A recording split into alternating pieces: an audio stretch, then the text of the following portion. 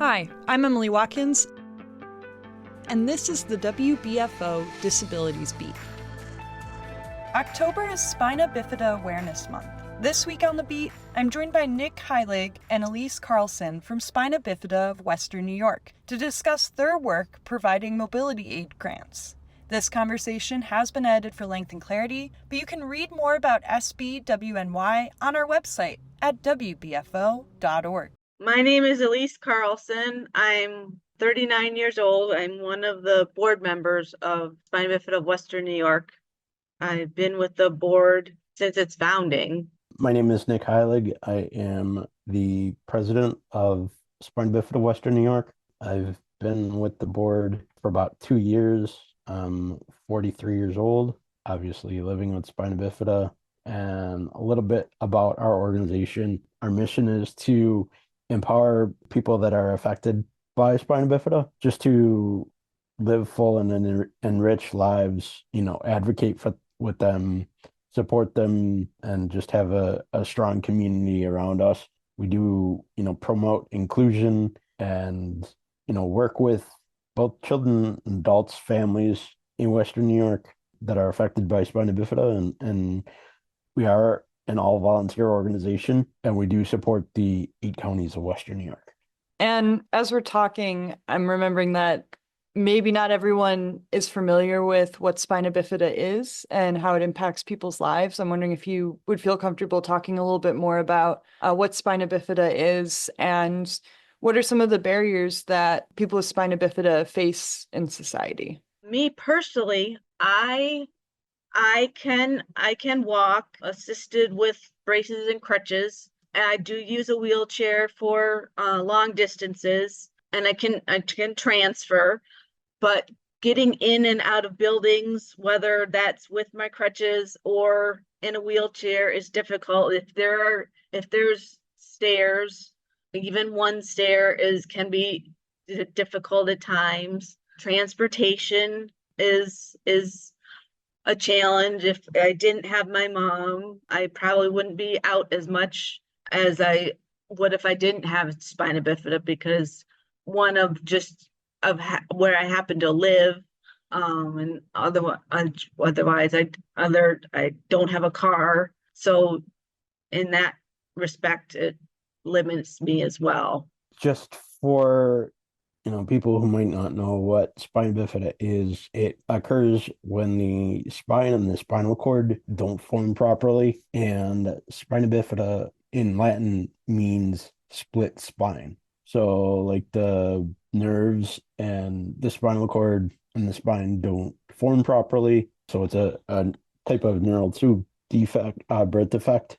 And as far as, overall limitations, if you want to call it that, I am in a wheelchair full time. I am able to transfer really well and things like that. Also, I'm lucky that I do have my mom for transportation and things like that, because public transportation is difficult, especially in the winters in Western New York, things like that. So from that respect, I am lucky to have her for, things and to go out, doctor's appointments and different events and things like that as well. But a lot of it for me, like day-to-day stuff, yes, you'll have challenges and things like that, but also I'm the type that will look at the positives and things like that. And, lucky that I am able to be involved with this organization, to be able to, do the things that I am able to do. We have our walks, we have the meat raffle.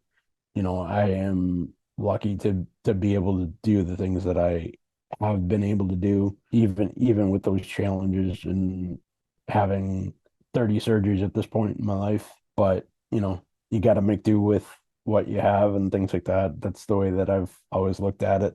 Thank you. And thank you for sharing so much. I asked that question about barriers because I think that a lot of times people see people with disabilities and they think about what barriers we might have because of our conditions. But I know there's also a lot of barriers that exist because of just the way society is set up. And I know that you both use mobility aids. And I know something that your organization has worked on quite a bit is helping people access more mobility aids, because I know insurance can put limits on what people can obtain, or you can only get a wheelchair and you can't also get crutches, different limitations like that. So I'd love to hear more about the work you've done as far as mobility aid grants and why that's so important, especially to the community of people with spina bifida.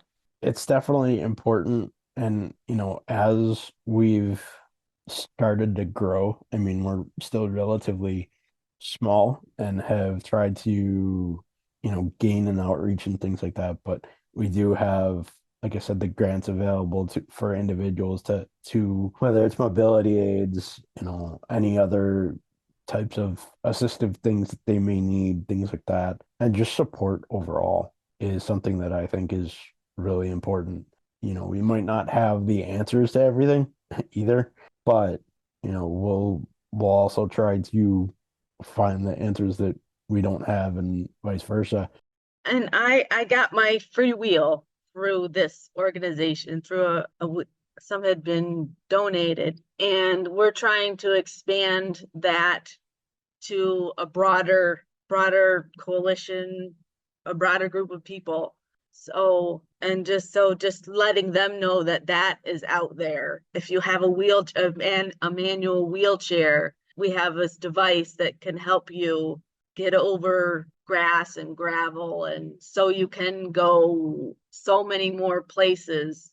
Could you talk a little bit more about the size of the grants you give out and some of the devices or needs that has gone towards? Because I know the free will is something that, from my understanding, insurance doesn't usually cover, but like you mentioned, it really does help people have more access and freedom. As far as the grants, they're generally $500 at this point, as we are growing, things like that. But as far as the grants go, crutches, braces, there are limits in terms of insurance and, how often they'll cover things. So somebody who needs what they need because they're outgrowing their current situation, that's something that we would always also take a look at in terms of the needs, because as far as insurance goes, I think it's every 4 to 5 years for certain equipment that you can go for. So especially when, somebody's going through a growth spurt or something like that might need something quicker, that bit might help them